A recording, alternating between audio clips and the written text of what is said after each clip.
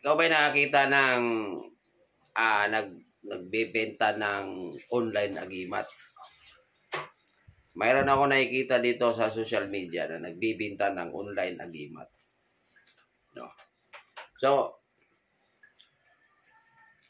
kung ikaw naniniwala ka sa mga ganyan, naniniwala ka sa mga agi-agimat, anting-anting, ang tanong dyan, sa mga tanong ko sa iyo, kung ikaw nakakita ng nagbebenta dito ng online agimat sa social media, tanong ko sa iyo, dapat ka bang bumili? Guys, alam naman natin ngayon na daming pike, no? So wala na, lahat yata ng mga binibenta ngayon ay may mga piki na talaga, masapatos man yan, madamit, no? Kung anong mga sikat na brand na sapatos na binebenta ay napipiki na, pati cellphone napipiki na rin. So ganon din guys, no, dito sa mga nakikita natin na nagbebenta ng online ng agimat. Mayroon at mayroong mga piki yan. Yun na lang, piki yan mga yan guys. Yung mga inaalok nila na mga agimat, no? Binibenta nila sa online, piki yan guys. Ako na magsabi sa inyo, piki yan. Kaya kung ikaw naniniwala ka sa mga ganyan, wag kang bumili sa mga online. Yung mga nakikita mo lang sa gilid ng kalsada, minsan may madadaanan ka dyan, lalo-lalo sa mga simbahan. Makikita ka doon na mga nagbebenta ng mga anting-anting. Huwag kayong bumili dyan. Kasi ang anting-anting or agimat, no? Pag kumuha ka niyan, no, dapat personal mong pupuntahan yan. Kung sino yung namimigay, no, sino yung may namimigay niyan, dapat personal kang pupunta doon. Hindi yung nadaanan mo lang sa kalsada or napapanood mo lang dito sa social media ay bibili ka kakaagad. Hindi ganon yun guys. Kasi pag bumili kayo ng mga anting-anting or agimat dito sa online, paano kung piki ang nabili mo at umaasa ka na yung binili mong agimat ay may visa at gumagana sa iyo, no? Yari ka ngayon, no? Kasi yun kampante ka sa sarili mo kasi nga nakabili ka ng agimat dito sa online. Pina-GNT sa'yo, pinatid sa'yo ng raider dito sa bahay mo, yung anting agimat mo. Di ba? Ay mga nagbebenta ng online at bumili kayo diyan, piki yan. Piki yan. Hindi ganon ang paraan ng pamimigay ng mga ganyan. Kasi yung mga ganyan, mga sagrado yan Hindi ganon. Kung gusto mo magkaroon ng ganyan, pumunta ka doon sa mga taong, puntahan mo sila mismo.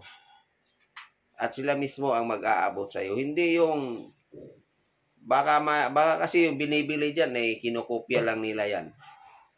Tapos ginawa nilang negosyo. Binibenta nila, pinagkakakitaan nila. Di ba?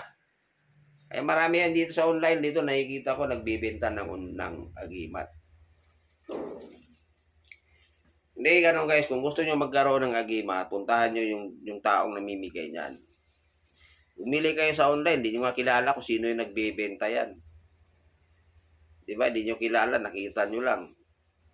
Nagsasabi dito, ganito, mga tagulilong, ito, ganyan. Naniniwala kayo, bumili din naman kayo. Walang ganun guys. Kasi yan, ganyan, bago niya ibigay sa inyo, magkaroon muna ng ritual yan. Magkaroon muna ng ritual yan between doon sa namimigay at sa sarili mo. Pero kung saan mo na lang, basta-basta mo na lang binili dito sa online, hindi deliver sa iyo sa bahay mo, ano yun? Ano yun ko sa inyo? Ano yun? Kaya huwag kayong magpapaniwala sa mga nagbebenta ng online na agimat. Kasi baka mamaya yan pa ang magpapahamak sa inyo. Umaasa kayo, kampante kayo na ganito kasi mayroon kayong nabiling online. Pero pala hindi, piki naman pala, wala naman palang visa. Ang resulta, madidisgrasya kayo. Kasi may mga kababayan tayo na hindi sila kampante. Yung iba, tinitis nila. Sinusubukan nila sa sarili. Mayroon ako napapanood yan. Meron siyang agimat, no? Tinis niya. Tinis niya sa sarili niya, pumalpak. Ayun, nasugatan siya. Tinisting niya. Kasi hindi siya kampante. Sa kanyang agimat, siguro, nagdadalawang isip pa siya.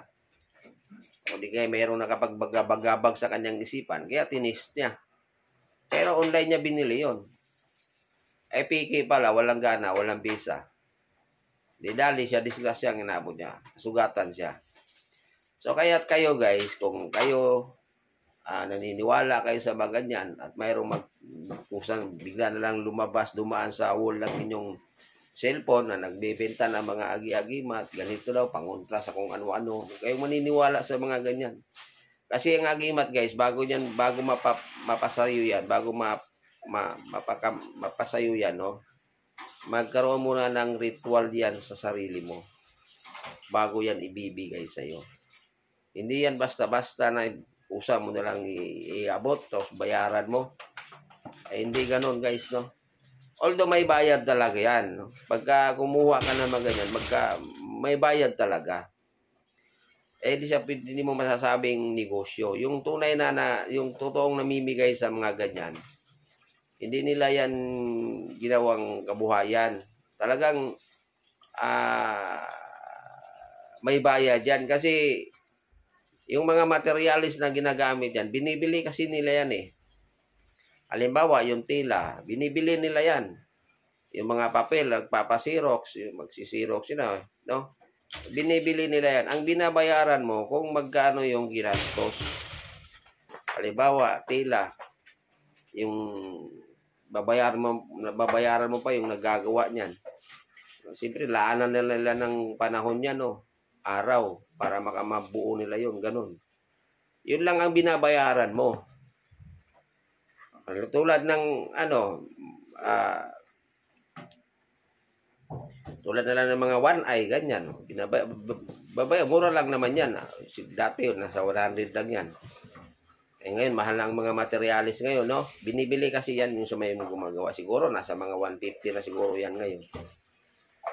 May bayad talaga. Pero hindi yung bayad na, ang binabayaran mo doon, yung mga materialis na ginagamit.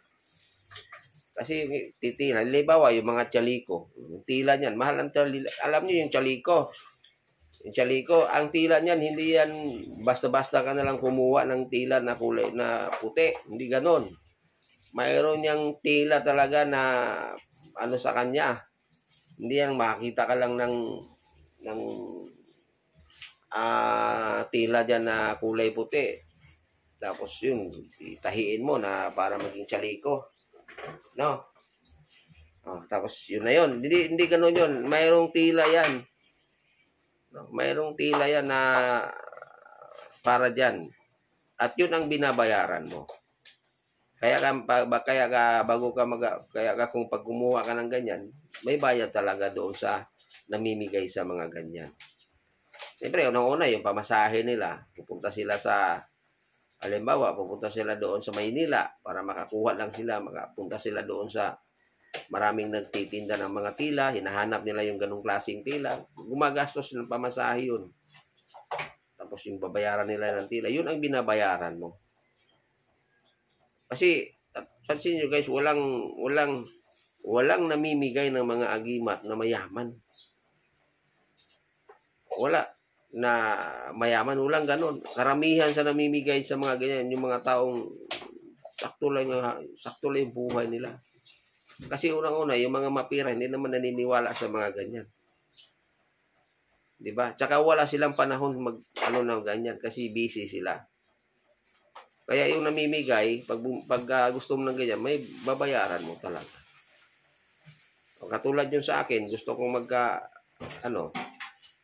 mayroon katulad sa akin no, na mayroon kasing latest at nire-require talaga na magkaroon ng ganun.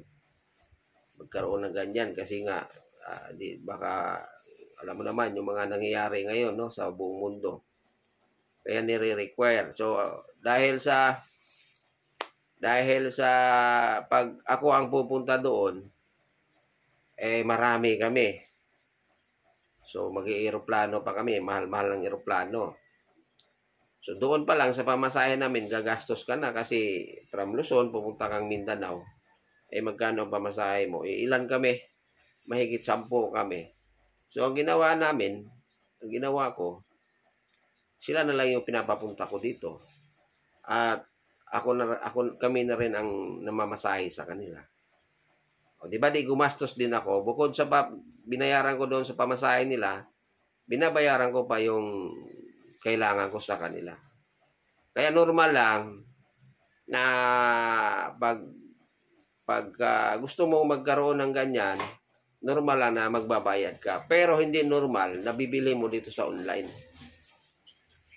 Mayroon ka lang nakikita ditong sa online na nagsasalita regarding sa mga ganyan.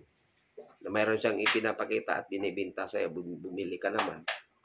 Hindi normal yun. Dahil, ano yan may ritual pa kasi yan Di ba? Kaya kung ikaw naniniwala ka sa mga ganyan, ang may papayo ko sa iyo, kung gusto mo magkaroon ng anting-anting muragimat, huwag kang bumili sa online. Kung gusto mo talaga, puntahan mo yung mga taong namimigay sa mga ganyan. Di ba? Kaya huwag kayong maniwala sa mga nagbibinta ng agimat dito sa online.